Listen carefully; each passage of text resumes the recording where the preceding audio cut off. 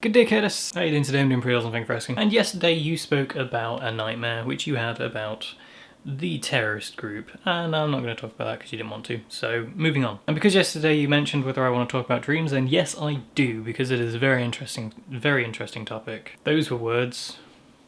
Damn. If a British person whose first language is English, I'm painfully bad at it. I know all the words.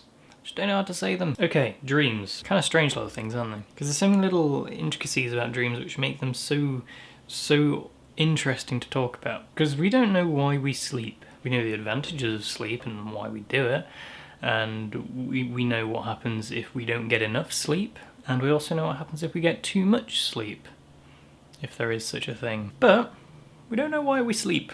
We don't know the reason for it. We don't know why we evolved to shut down for 8 hours an evening. And I think it's really strange because somewhere along the evolutionary timeline, our genetics were like, hey, we're not doing anything in between this time, let's pass out. I think that's kind of crazy. It can't be to let our brain rest, because whilst we're sleeping we dream, which means our brain is unusually active compared to the rest of our body. And it isn't lactic acid, because we do build up lactic acid as we go throughout the day, because when we're asleep sometimes people move around, they twitch and they turn and they sleepwalk. That's a thing. I think it's kind of crazy how our genetic code made us go that way. And other species, there's so many different species which sleep.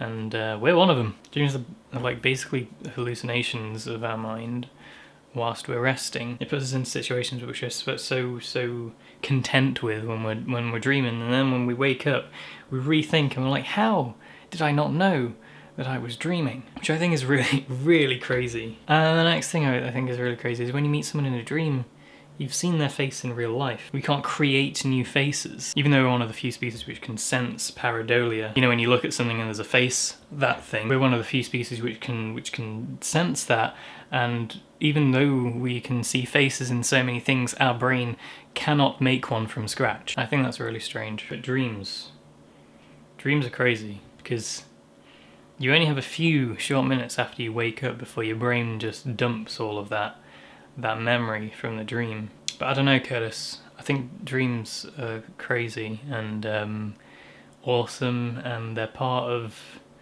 I don't know, I guess what makes us such an interesting species. That's some food for thought, Curtis and the people. If you have any thoughts and opinions, maybe you have something to put forward into this conversation, leave them down in the comment section down below. And Curtis, I'll see you tomorrow.